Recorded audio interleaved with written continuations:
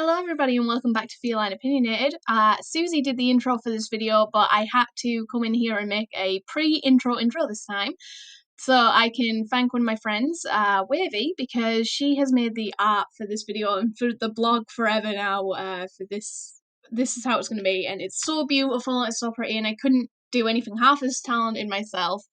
You can check out her blog at Wavey Shenanigans. I will put the link in the video, and I just wanted to thank her again. We both wanted to thank her because Susie is all the way over somewhere else, and so she couldn't be here for this part of the recording. We do use Skype for most of our recordings, and now we'll get straight into the video and just let Susie take over with the intro that was actually recorded for this. So thanks again, Wavey. We love you. No. Hey, hi guys, welcome back to another episode of Feline Opinionated. I'm Susie, and today we're going to be doing a slightly different game, I guess. We're going to be talking about Disney princesses and what demons they would have. So if you don't know what that means, His Dark Materials by Phillip Pullman is my favorite book series of all time, because I'm correct. And yeah, when I introduced them to Sophie years ago. I'm sorry, she says introduce, she means beat me with it until I read it. Yeah, that's what I said. Yeah.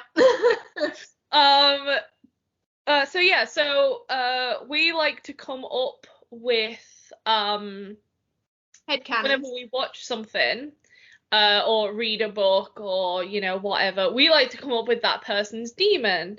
So a demon in His Dark Materials is basically someone's spirit animal. Or soul. Yeah, for the world of His Dark Materials, it is their soul, but they're just in animal form. So to be, kind of, if people still aren't understanding, to be kind of, if someone is very, very brave, they would have a lion demon.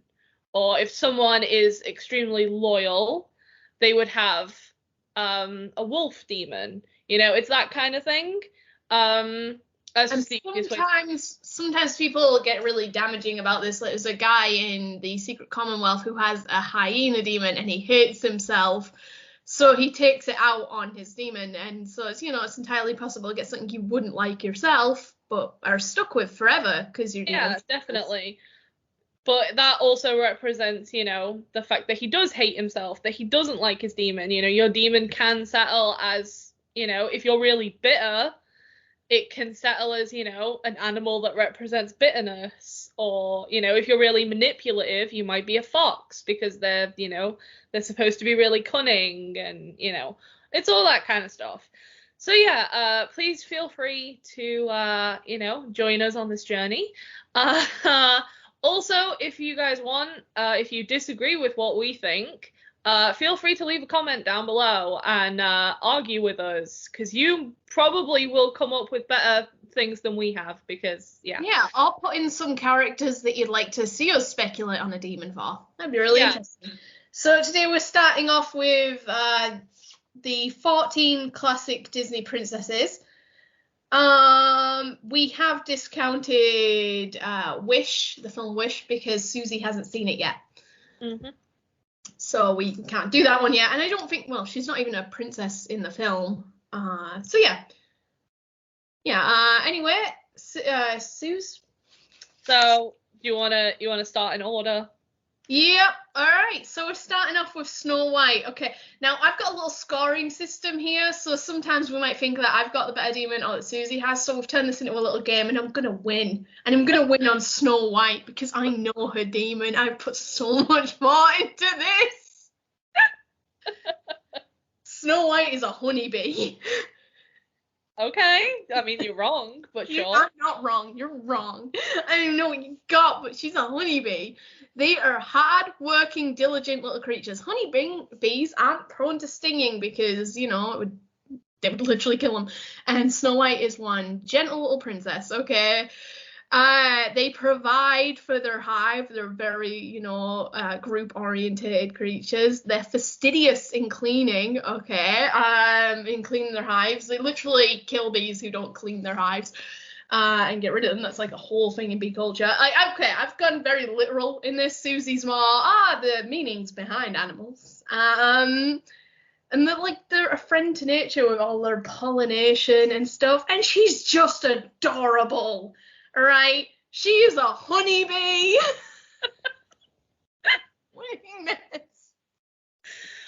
I mean, you're wrong. You're wrong. I know. Because she's clearly a dove. Oh, come on. You went with the most literal interpretation. No, what is the one thing Snow White is known for? Innocence. She's innocent. I think she's most known from running away from creepy guys who appear over the fence and go, "Did I frighten you?" She's an innocent person. It's a more innocent time. So I think she's a dove. But this is not a hill that I am willing to die on. There is more princesses further down. What's more than a bee that's just tootling along? Yeah, but bees have, they are gentle and adorable and they're good for nature and all of this. But they have, if they need to be nasty, they'll be nasty. I don't think Snow White has a nasty bone in her body. No, she absolutely doesn't. Tell me more about your dove. Yeah, let's shoot the dove. That's literally it. It's because she's innocent and they represent innocence. They represent peace as well, and she's a very kind of she would be the ultimate pacifist. Oh gosh, absolutely. Yeah. And they are the representation of peace. I've begrudgingly given you the point, but I hate you for it, and I want you to know that because I was so happy with my honeybee. Right, point to Suze. Yay! Which brings us to Cinderella. I started first on Snow White, so by all means, you start first on Cinderella. So, yeah, how I've done it is, I'm going to explain this badly, but yeah, Sophie does more of a, literal, she thinks about the person and then goes, "Ooh, this animal kind of reminds me of this person." Yeah, they go on very much animal behaviors. I mean, sometimes they go into the meaning behind animals, but we've just got very different ways of thinking. Yeah, I usually go for, the cultural meaning of the animal and what they represent. With Cinderella, I did not do this. I've literally just gone on instinct alone. I also think that she is a type of bird. Go on. And I think that she is specifically a bluebird. Why a bluebird? I have no idea. I definitely think she's some kind of songbird because, she's got that, kind of, what's the word I'm trying to look for? She's got, kind of that side to where she's, always happy, Well, if I put her as a songbird, which I haven't, but if I did, I'd put her literally in the Sweeney Todd terms of green finch or a linnet bird. Literally known for being songbirds in captivity in Victorian times. They're always sang despite being kept in cages. Yeah, that's fair. It doesn't have to be. To be fair, Cinderella is not one that came easy to me, so I was just like, a bluebird, that'll do. I went for a yellow Labrador. Really? Okay, Yes. I did have two for her, and I just changed it literally before we started recording.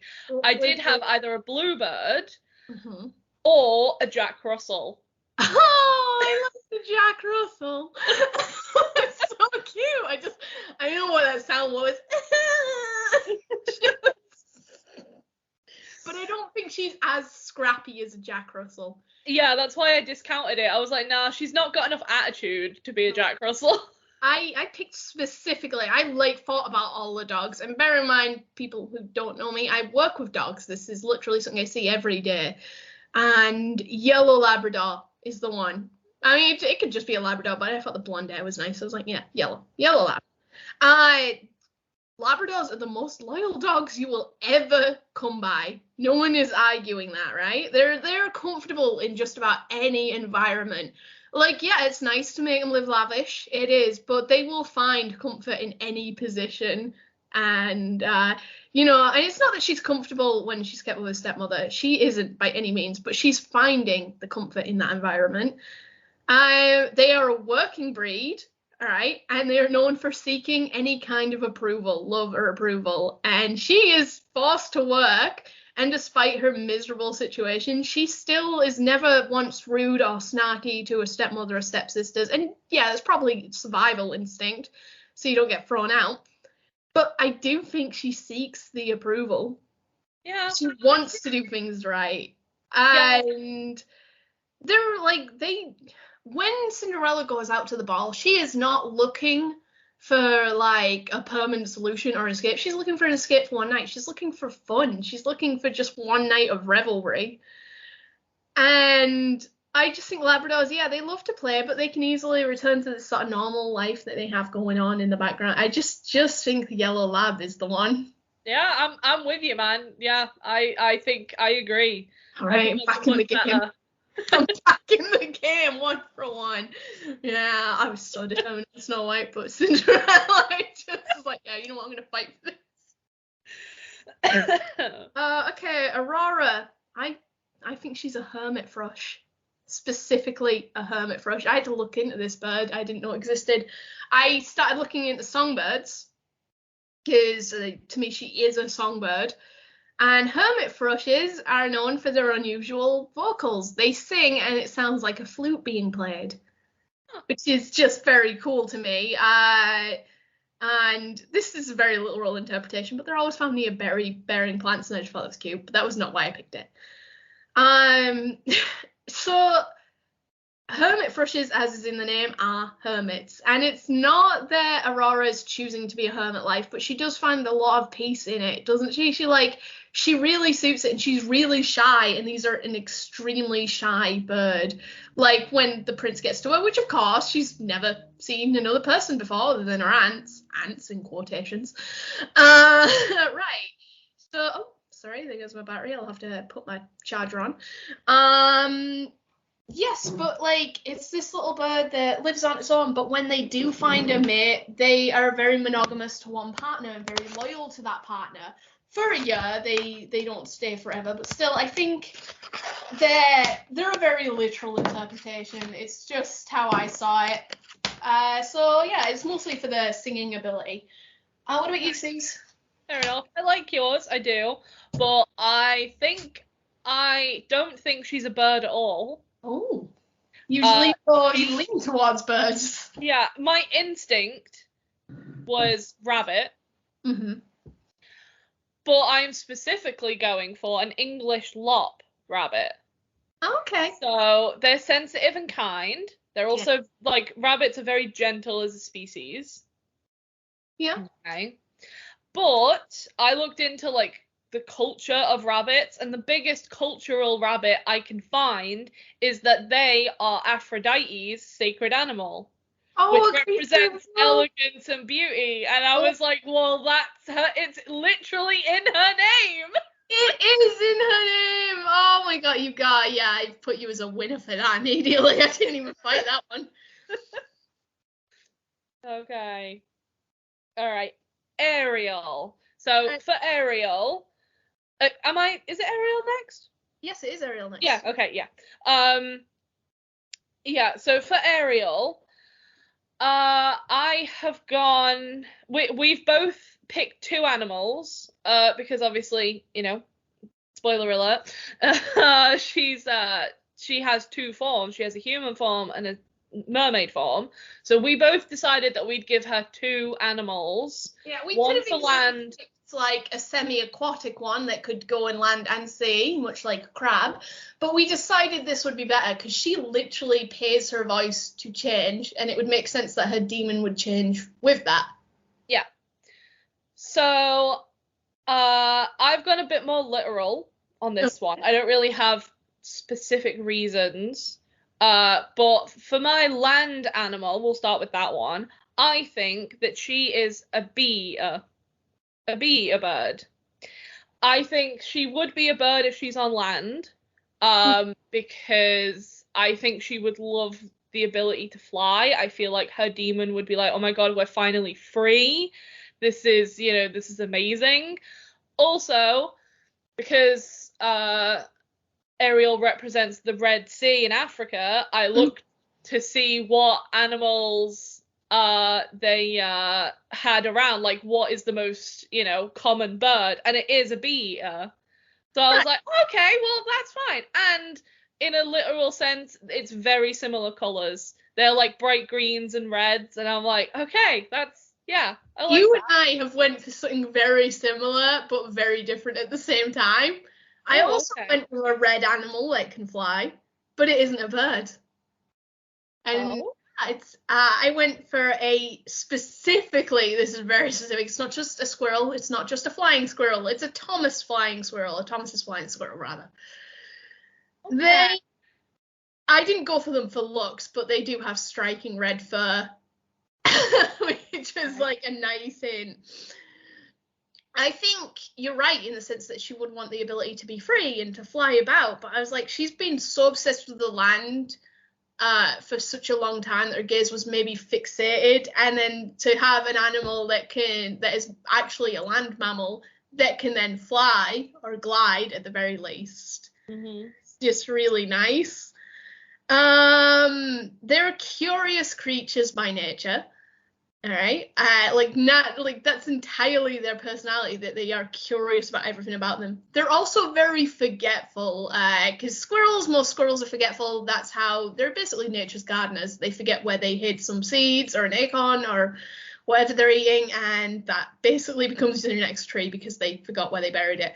I do think Ariel is quite forgetful, not in the sense of she's forgetting what she's seeing, more like she's like, oh my god, look over here, there's a flute, and then she sees something even more exciting, suddenly she's more curious about that, she's forgotten what she's holding, she's going over there.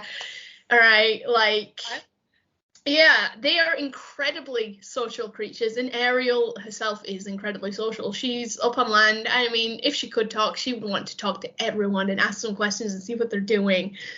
And and they also need a lot of attention, right, from other creatures, or if they're pets, which they rarely are, but if they are kept as pets, they need a lot of attention. And I think she does, because I think it's not that her father neglects her. I mean, he does, but it's that he pays her the wrong kind of attention. He pays her attention when she's doing the things he wants. You're singing in the show, you get my attention and my approval, but you're not, then I would rather spend my time leaving someone else to watch you because you're not doing the things I approve of. Yeah, when she's getting like Carlotta in the castle is one of the first people she meets, and she's paying her this attention and like teaching her what you're supposed to wear and how you're supposed to do it, just out of an act of kindness. And Grimsby really likes being around her, just as like Eric's manservant. And then Eric himself, he doesn't make her pay attention to his things. He likes to join in on what she's doing. And so yeah, I got a Thomas flying squirrel. Nice. Where are we standing on that one? I don't know who got the... I think you win that one. I like a squirrel for her, a flying squirrel. Yeah, it was very specific. You know, I looked into types of flying squirrel, and there was only 2 or 3 that I found, and I was like, this is the one. I mean, they're not always red, but they mostly are. There's a couple of black variations in the color palette, but yeah. Yeah. So what's your sea animal for her? You go first on this one. I very much wanted a sea creature that could mimic. And so I started with a cuttlefish, but I was like, oh, that's not quite it. It's not it. They disguise very well, but I went for an octopus, but specifically a mimic octopus. Okay. Again, octopi are arguably the most intelligent creatures on the sea, and it has been said that if they lived longer, as we know from our studies, that they would create actual civilizations, and they have started to, but they don't live long enough to carry them through. And okay, so they're really intelligent and very curious, much like the other one. I think Ariel's prime behavioral traits are bravery and curiosity. It's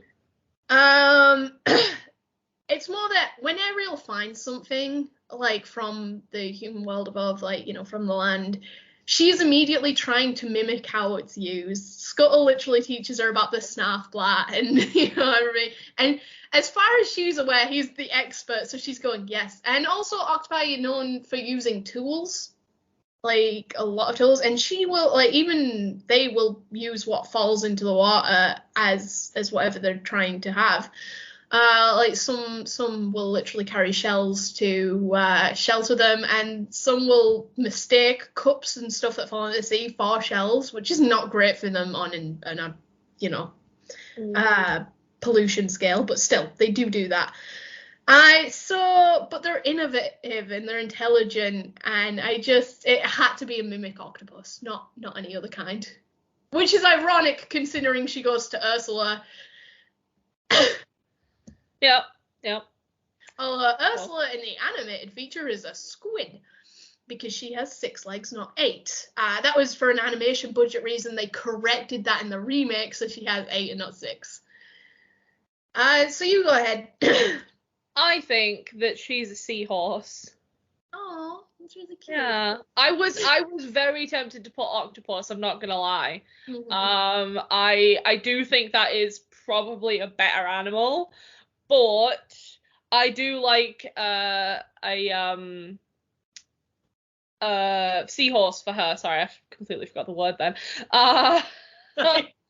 They you know, they're very kind of persistent animals, and I think that is very aerial. I also think that they, in symbolism, they like, or is in like folklore, should I say, they're actually believed to carry the souls of deceased soldiers into the afterlife, and I thought that was kind of really cool in a way, because like she's known to go up and see humans, and she does rescue Eric, which is kind of like, I mean, yeah, carrying them to the so bridge. yeah, I thought, you know, a little seahorse friend would be fine for her. I like about the idea of a seahorse from a literal interpretation point of view. They have to hold on to coral branches and seaweed to stop from floating away. And I feel like she is very much a character that drifts away into other things. Yeah. Yeah. So, I don't know. I like both of ours. I'll give us both a point. Yeah. We'll call that one a tie. It was a tie. Yeah. So the scores aren't going to add up to 14, but yeah. It's fine. Belle. Okay, this is where I might die, viewers, because, yeah. My favorite Disney princess.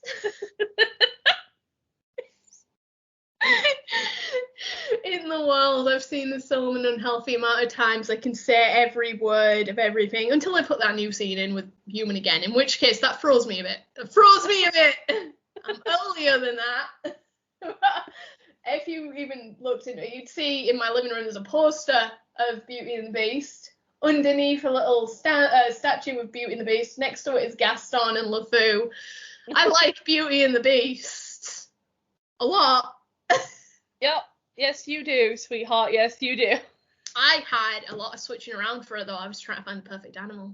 Yeah, I did. She was one of the more difficult ones for me, because I kept thinking, oh, this could work, and I'm like, no, that's not quite right. This could work. Oh, that's not quite right. I literally have a list of the animals I went to. I was like, orangutan, nah, that's not it. Sea otter, raven, cat. I was just like throwing words at a wall and seeing what stuck. And then I ended up with a parrot, specifically one in the genus of true parrots. So she's a rainbow lorikeet. Okay. I think. An extremely intelligent bird for an extremely intelligent princess. Devoted in its entirety to its family, all right? And I really feel like Belle should have a bird. She longs to fly the nest. She wants to see the world, all right? This bird does that. It's a very well-traveled bird, but it is a bird that always returns home. And not just home, to its exact nest, to its exact nesting area specifically. It's like very, very specific bird. It's an extremely friendly bird, but it's also extremely stubborn. All right, you cannot get them to do what you want. Trainers can barely get them to do what they want. If they don't want to do a training day, they will not do a training day. Because these birds are obviously kept in zoos and enclosures, so they get trained quite regularly for shows. And despite being as intelligent as they can be, and they should, in theory, be easily trainable, but you really have to motivate them. If they don't want to do it, they're not going to do it. They are very rarely aggressive unless you push them and push them and push them to the limits, in which case then they're going to start fighting, But mostly, again, she's hot in temper, but she's not really a fighter by nature. Yeah. So yeah, that's like, yeah. It's also an extremely beautiful bird. All right. It's like, if you look into any scientific paper, and I did, I went so deep for her. Yeah, you would actually find that it's supposed to be revered for its intelligence and everything else I've just said, but instead everyone goes, oh my god, that's so beautiful, as a bird goes. And I also feel like something this exotic would be really out of place in Bell's small town. Mm-hmm. Like, I feel like they would have a lot of working class animals, because in his stat materials, servants and like working class people typically get dogs or the animals they work with. Yeah. Yeah, or like there's one boy who's particularly known for, like, he's just a kid, but he's not exactly intelligent, and he gets a rat. I mean, I know rats are specifically intelligent, but he's just a common little kid, and he gets Rata, which is her name, and yeah. So I feel like there'd be a lot of that in Bellstown, and to see this, like, rainbow lorikeet in the middle of all of that. Fair. I have gone very similar, but also quite different. Again. So I think Belle would have Belle's demon would have transformed into an animal that they saw in a book. Oh, that would be really cool. I think that they would have been like, oh, that's a really cool animal. Let's kind of like know everything we can about this animal. And obviously, because Belle reads, she would have read everything she could. And she read about this animal specifically, and they've just kind of stuck with it. I really love that headcanon. I love that. Yeah. It's fantastic. So I've given her a cat. Mm-hmm. Of course. But I have given her specifically a margay. So they're quite small and kind of not just me casually googling. Yeah, they're like unassuming, which is kind of Belle, she's not a very kind of big personality, she's not very she will, if she's friends with someone. So cute. Sorry, I got to Google it. You know more white wildcats than I do, and at first I thought you were talking about a domestic breed, but that's like a tiny little baby leopard. Oh, its eyes are so big. Yep. So yeah, I think she would have been a margay, because I feel like she would have picked a wild animal, so she's kind of like wild and untamed in that way. And like that's represented in the fact that, she's incredibly intelligent for the time period and the fact that she's a woman. So I think that would be represented through her demon. But I also think that she also would have picked something that's a bit more grounded. Because yes, she does want to, go and have adventures and fly the nest, as you say. But I also think, the reality of kind of the time period that she's in, and like her dad kind of struggling to, get his inventions working and all of that, would have kind of given her a bit of a reality check in a way that would have kind of kept her a bit grounded. So yeah, that's what I went with. But I really like yours. I do. I'm biased. I'm still cool with mine. I'm gonna be honest. Yeah, no. Yours has the aesthetic, doesn't it? Yeah. Oh gosh, it does suit her. You sure you want to give that point to me? Because yours is really good. No, I'm gonna give that point to you. She's your favorite princess. It's fine. Thank you for this act of kindness. It's like you're Peter Malark and I'm Katniss Everdeen and you've given me the bread and I'm just like, well, thank you for this act of kindness. My family lives today. Yeah. All right. Jasmine. Okay. It's you to go first on this one. Yep. So I actually really like my one for Jasmine, which surprises me because I do not like Jasmine. I know it's not just Jasmine, guys. It's the film both of us don't generally like the film Aladdin. I actually like the remake better, which is not something I say very often. Except for Robin Williams, who was a king in every regard. Yeah. Yeah. Mm-hmm. But yeah, no, I have gone for an Arabian horse. Do you know there's a whole mini movie about her capturing and befriending an Arabian horse?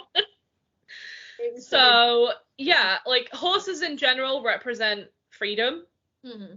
So and she longs for freedom. Like it was so tempting to just give her a tiger because of Raja, but I was like, no, it doesn't quite fit. But yeah, horses represent freedom. So they're quite, they love to kind of roam free. But they also can have like such attitude. Like you can get really fucking nasty horses. God, and I feel like Shetland ponies are bastards. Yeah, I feel like not that Jasmine's horrible because she isn't. No, yeah, she's very horse. Yeah, she's very spirited. Like she knows what she wants and she's gonna do it. Yeah. And so That's very much like the Arabian horse or the Arab horse, as it's sometimes known. It's not like a Shire horse, which is like gentle giant. Yeah. Go ahead. But no, I like Arabian horses are also known for in Arabian culture to be a high status animal. So I feel like, that would have been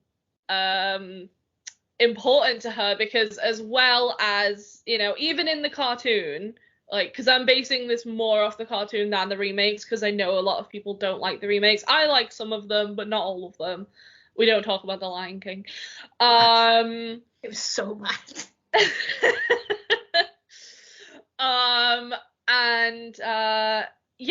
But even in the cartoon version, I still think that even though she wants to be free and she doesn't want to, have to marry a prince just to, do whatever, she's also quite proud of the fact that, she is a princess. So I feel like she would have still had, quite a superior animal. And because that means quite a lot to her culture, I feel like Arabian horse like fits her so well. Very well, yeah.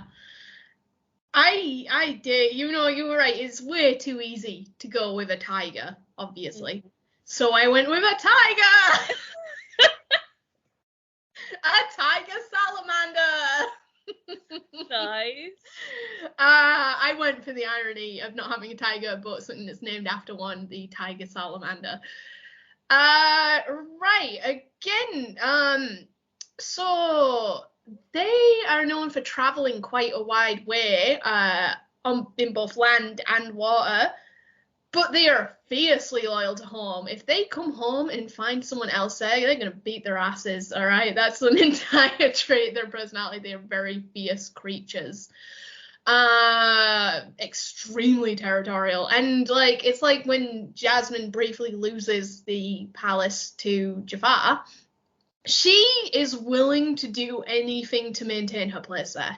Even if it means being forced into Jafar's servitude, she's staying there however she can. And it's not so much a choice, I get that. She is his prisoner, very much so, and very much forced into that position because she's quite pretty and Jafar's like a creep. Yeah, exactly. Jafar's just one of those ones you just know he's on some kind of list. Yep. He's not as bad as Frollo, but he's up there in the creep center. He doesn't sniff her hair, at least. That's a really creepy scene in Non-Train Notre Dame. Right. Sorry. I got really distracted there. I was like, ugh. Yeah, so They are, like, I've literally got a note here. I've got this written down in notes, and all I've written is spicy bitch. By which I mean their skin produces a toxin which is poisonous to ingest. And I do think she's very sort of spicy in her energy. Like, she's sharp-tongued, she's quick-witted, she's... it's a very literal interpretation, but I went more for the aesthetic in this one, so I think you win. Definitely. You definitely win. Fair enough. I do like yours, though. Yeah, I just wanted the irony of going, a tiger? Nah, a tiger salamander. Pocahontas, I'm sure I've lost this one, but I started with the song Colours of the Wind, and I named all the animals in that one, and that you see in that, at least some kind of interpretation. And I went very specifically with a North American river otter. Okay. Extremely playful creatures, and gosh, she is playful. Like, she likes to do what she does and explore, and it is very much a form of play, but most people would go, she's not playing, she's exploring, and I'm like, but is she? I mean, yes, she's doing both, but isn't exploring just a game when you've got, like, the trees to climb and the diving off cliffs and not breaking your spine doing that, or your head on rocks?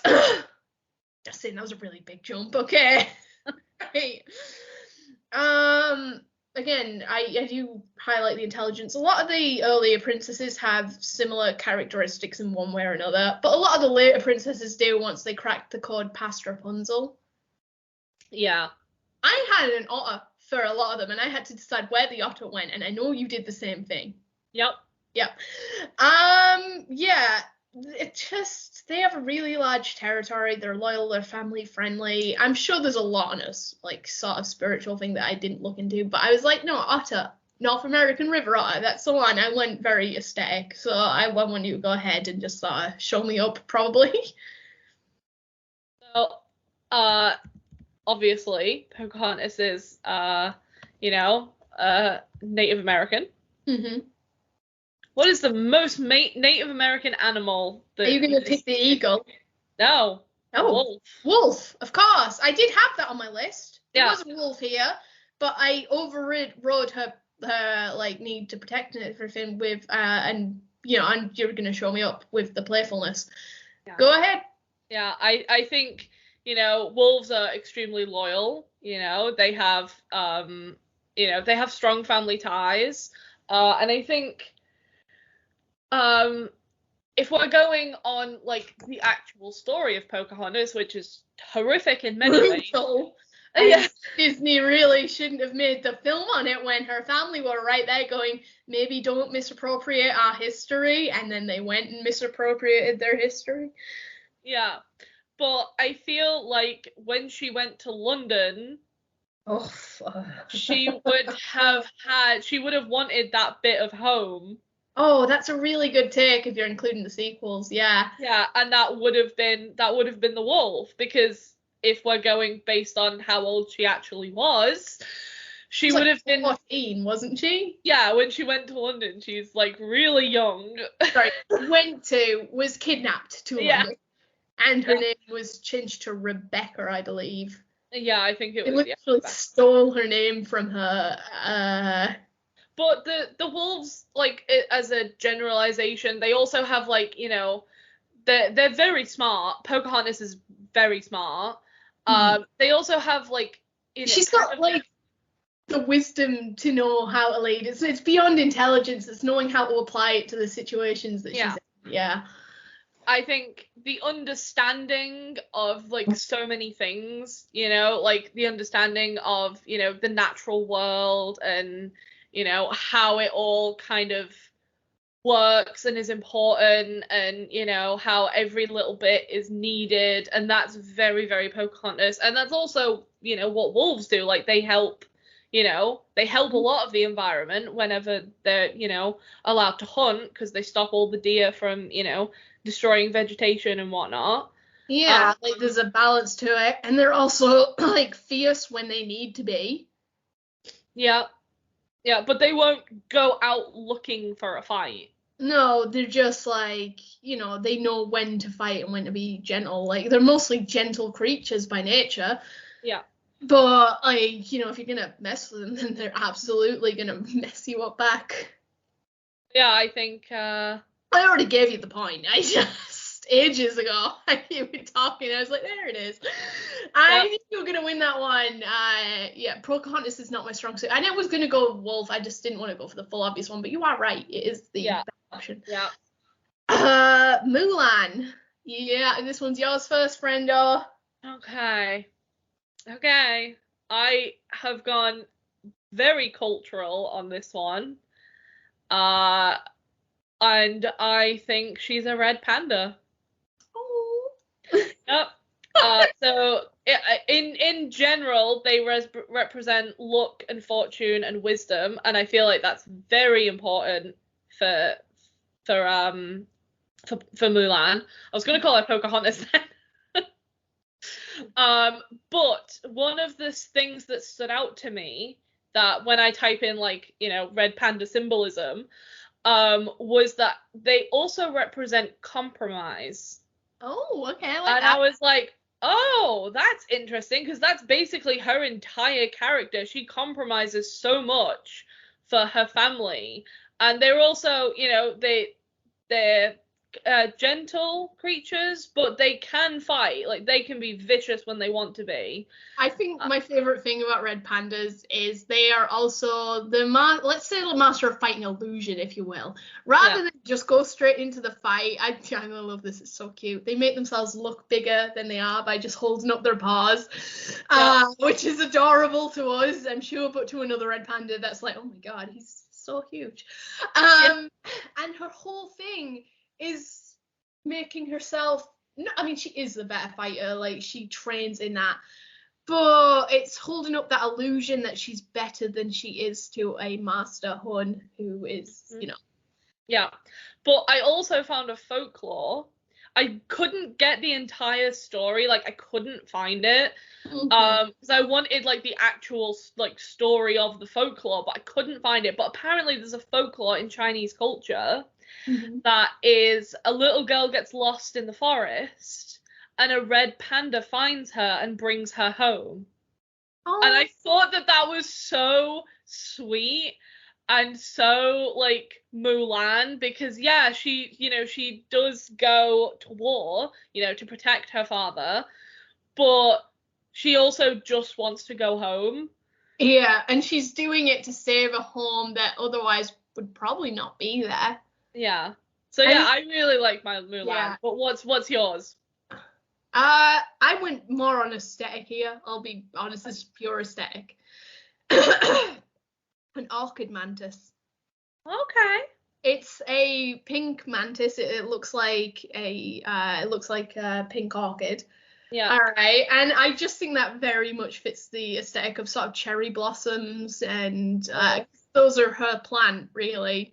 Yeah. It's something so delicate, and it's the whole late to bloom thing. But orchid mantises, while they look extremely beautiful, are actually really fierce and precise hunters. They match even down to the ultraviolet colors of the plant.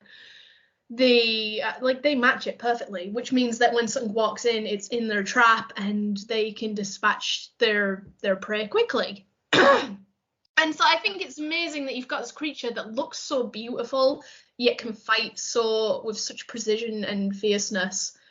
Yeah, sure. Yeah, I still like yours better though for that one.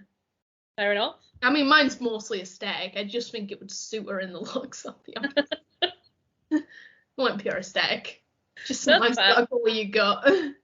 That's fair. So who's next? Because I've listed mine in a weird order. Yeah, so. you listed yours by what you figured them out by. I've got them in order because I'm a freak. Next is Tiana. Okay, cool. I didn't go with a frog. There's a surprise. Go on, you're first on this one. I went for the North American beaver. Oh, a Beaver. Okay, interesting. She's literally known for her work aesthetic, okay? And what do? They're hard workers who build what they need from the ground up, quite literally. All right. They mate for life, which isn't important. I just think that's like very. But despite that, like they live in family colonies. They don't just live with their mates. They literally live with their entire family.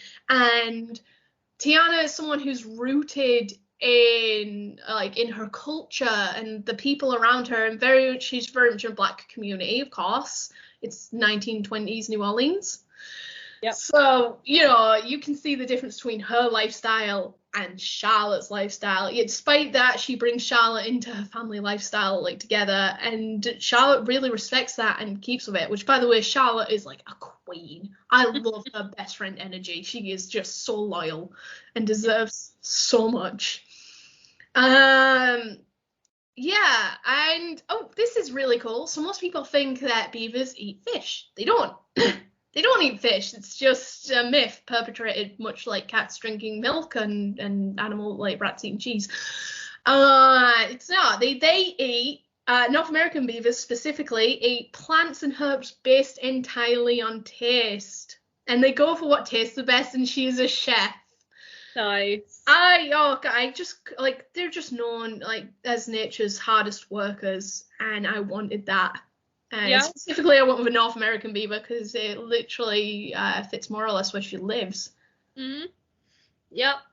No, you've already won on this one. But I will say mine. I've gone with an emperor dragonfly. Oh, okay. Yeah.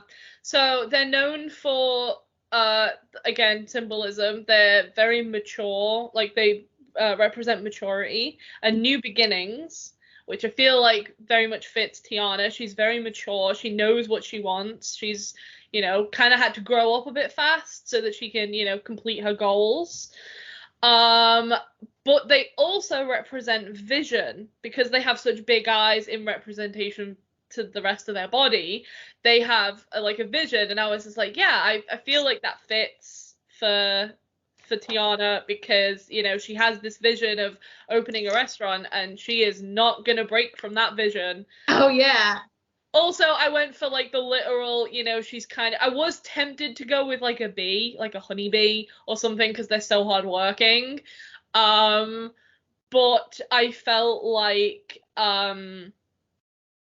something buzzing around her, something that's kind of always on the move kind of thing was Dragonfly. Also, she spends a lot of time in a bayou, and I feel like that represents a bayou. That was a good one, though. That was really interesting. No, Beaver fits her much better. Yeah, I was thinking of hard-working animals. That's what I came up with. Rapunzel, you're first.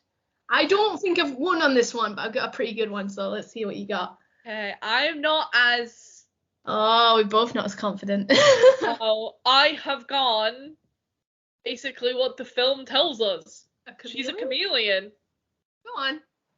Yeah, so they're very perceptive animals, and I feel like that's very Rapunzel. They're also very patient. They're very kind of what's the word I'm looking for? Not gentle, but kind of laid back in a way. They're very docile creatures. Yeah. And they can kind of change their appearance, obviously, for camouflage. And not that Rapunzel necessarily changes too much, but she does know that there are parts of her that she can't share with her mother. Yeah. And she's kind of got that, she's repressed around her mom. She's still entirely too loud and bubbly, and she always has to be reminded, no, keep quiet, mother's talking, or, I hate the mumbling, and she represses herself to fit around. Yeah. So yeah, I feel like that kind of fits. I also just wanted to give at least one of them a reptile. So that yeah. Well, for mine, is you good there? Yep. I'm good. For mine, I went with a lesser purple emperor butterfly, which is a mouthful. And not to be mistaken with a purple emperor butterfly, which is an entirely different aesthetic. This is a lesser purple emperor butterfly. Yeah, these are a very muddy brown colour, right? When they're, on the ground or whatever, wherever they're at in flowers. But as soon as they take flight, their wings, they reflect and refract light as far as I'm aware. So they change from a muddy brown to an iridescent blue or purple. So when they're on the move, when they're free to go about what they're doing, they become sort of their truest version of themselves, is why I picked this. So I just kind of went, she's like, when she's trapped, she's dulled, and when she's free, she becomes this like vibrant person. I did try and find out whether they migrate, because I think a lot of her story is about exploring and travel, but I couldn't, I couldn't find out. Yeah. There was very little information on this animal. Yeah, it's a very pretty butterfly. I've just Googled it. Yeah, did you find the iridescent? Yeah. The changes. Nice. I like yours much more. Okay, we'll go with mine and hope that Scal doesn't eat it. I mean, in the books, like Phillip Pullman literally explains that when an animal sees a demon, it just sees a human because it cannot mistake the two. Yeah, like if a demon is a cat and you meet another cat, that cat is gonna go, oh, that's a human, even though it's not, it's a cat. Yeah, it looks like a cat, acts like a cat. To them, it's just a human. They explain that in some of his deleted writings, The Imagination Chamber, which is a book of things that didn't get put in the books in the end because he just couldn't fit it all. Yeah. Elsa, it's my turn to go first. I went very similar to what you said for Jasmine. Okay, we know Elsa's a queen, by the way, but since Elsa and Anna have their own franchise, we counted them in this. Yeah. Elsa I've put as a Frisian horse. Okay, mostly because I'm really bad at geography, and when I started, I thought they were in the Netherlands. I just... Yeah, they're not. They're in... Where? Norway? Norway. Yeah, and I just went, a place on a map with an N. That's the one. I really try hard on geography, but I can't do that.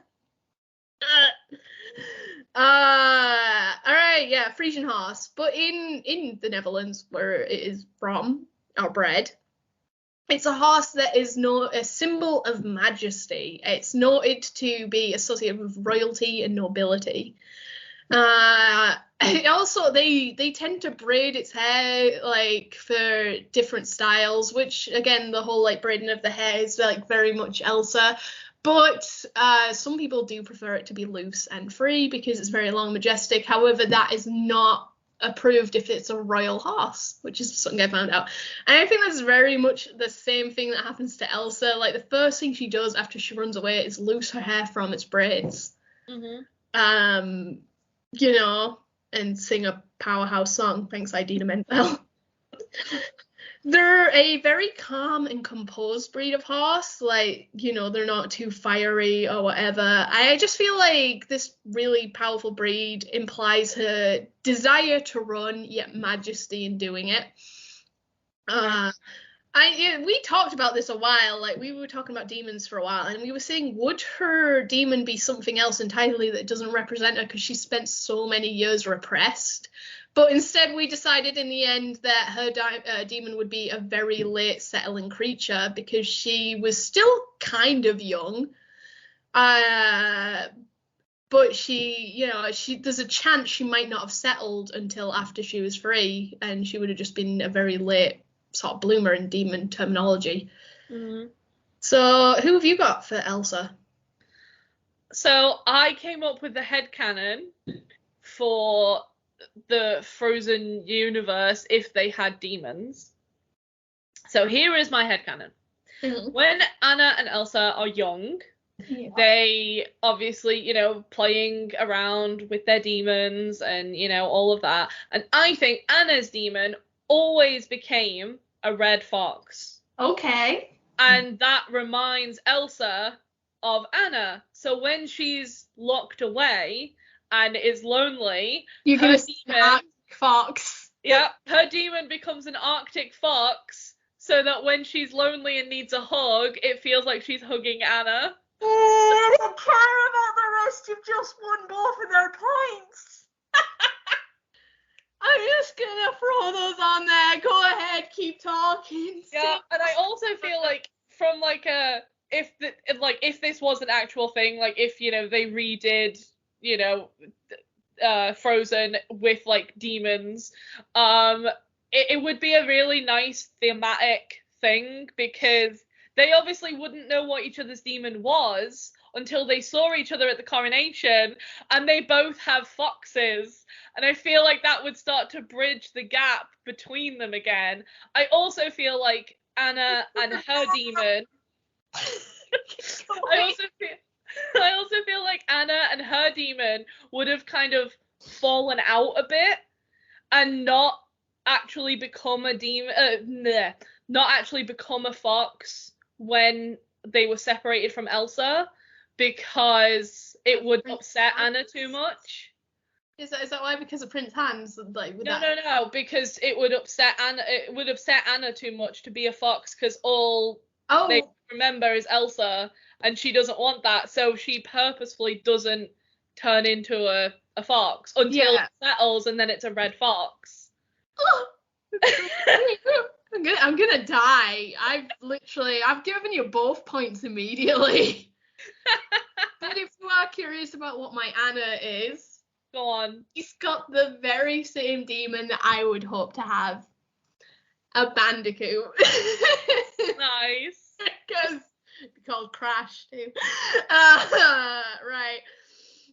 I did actually go for symbolism on this one, Okay. The bandicoot is one that teaches to be happy in the darkest of times. That's literally what it's symbolistically known for. Yeah. And also to overcome whatever you're facing. All right. And naturally, bandicoot people are naive and don't read people very well. So you have to, like, the moral of it, sort of, if you're trying to be better at what you are, it's to really look beneath the surface to see that people aren't always what they're saying they are or what they appear to be. It's also a lesson in embracing yourself and being resilient.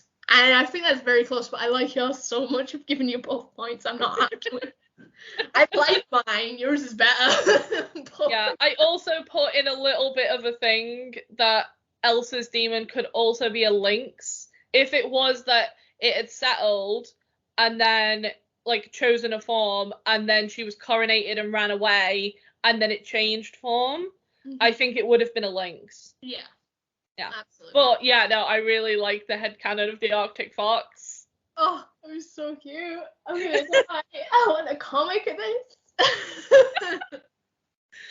All right, who's last? No, we've got two more, yeah? Oh, we got two more. We got Moana. And I have put her as the most majestic animal of all. The unicorn of the sea. The narwhal.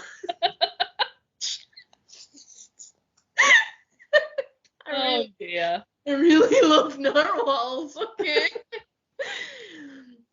I've literally just put unicorns of the sea. That's all that's in my notes. No, they are group animals. They travel entirely in groups. And so on a spiritual one, again, I did look into this. They encourage believing in yourself and never letting your passions be trapped, which I think is very cool.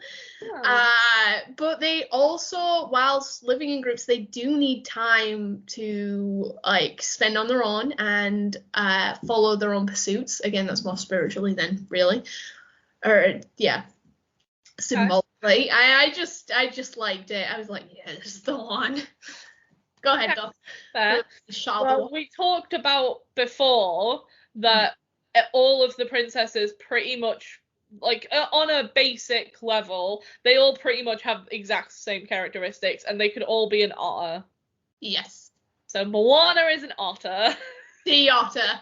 Yeah, she is a sea otter.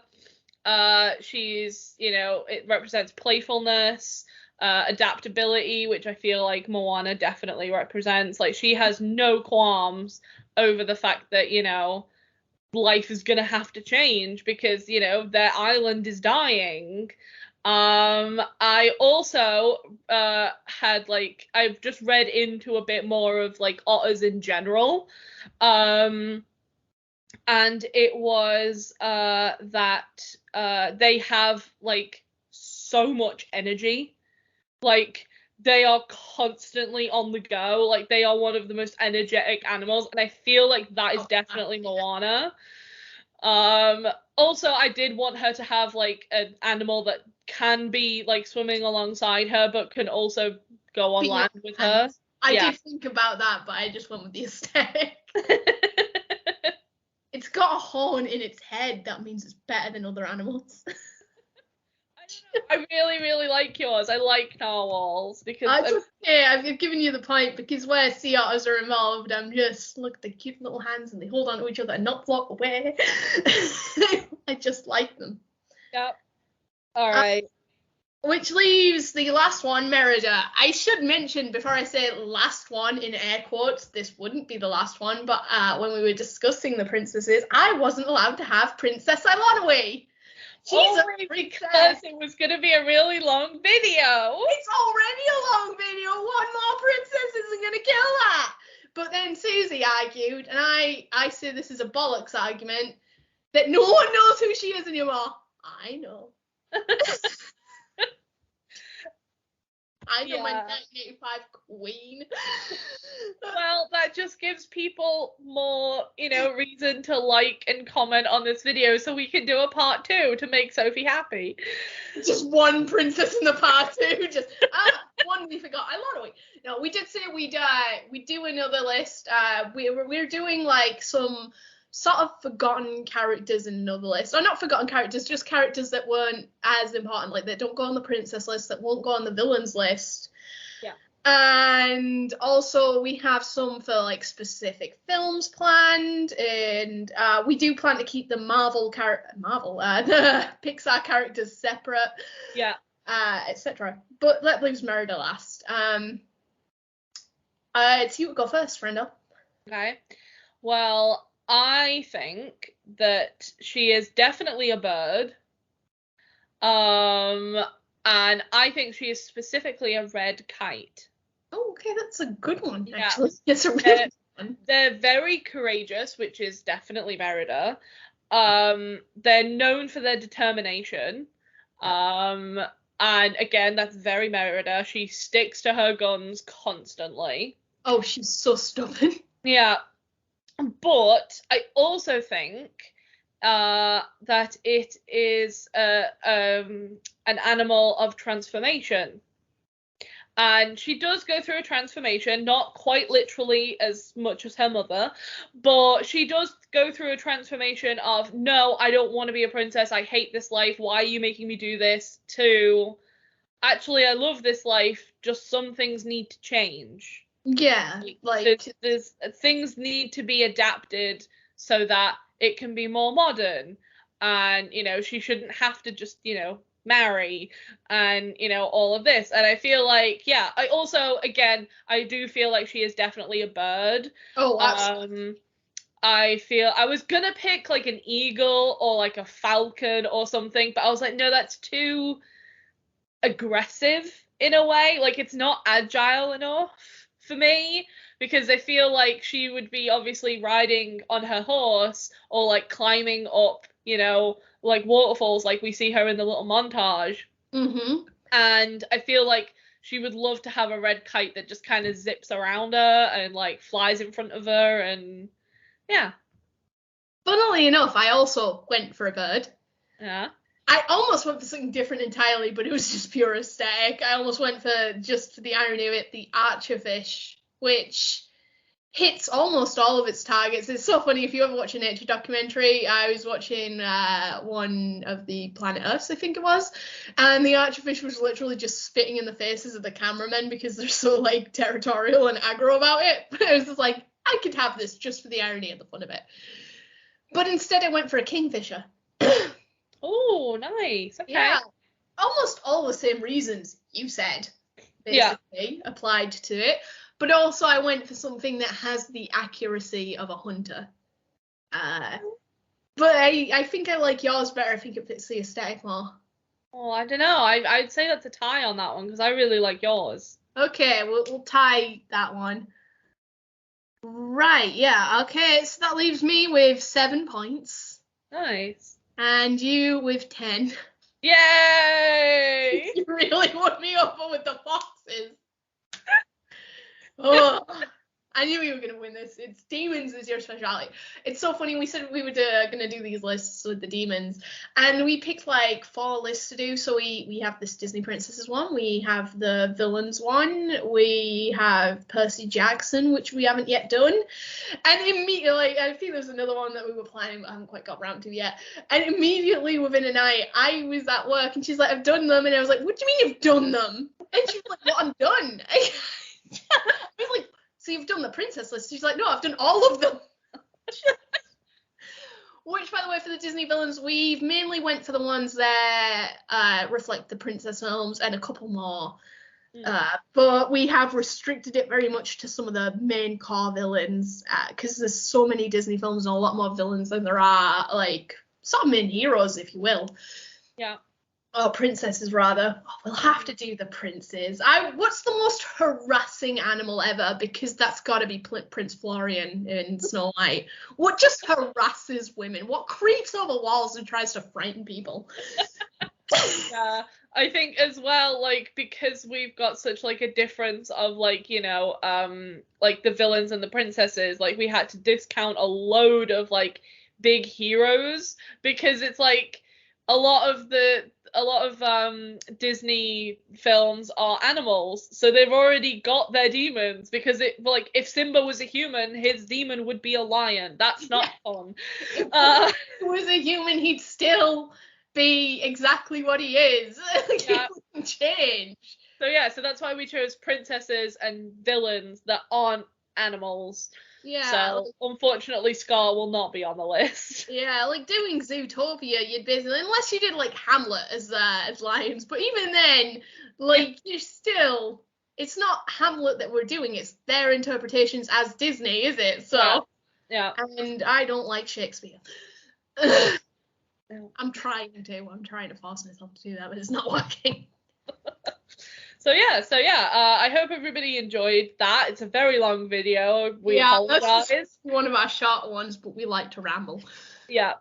So yeah, feel free to leave a comment down below if you guys want to. And yeah, thanks for watching. Absolutely.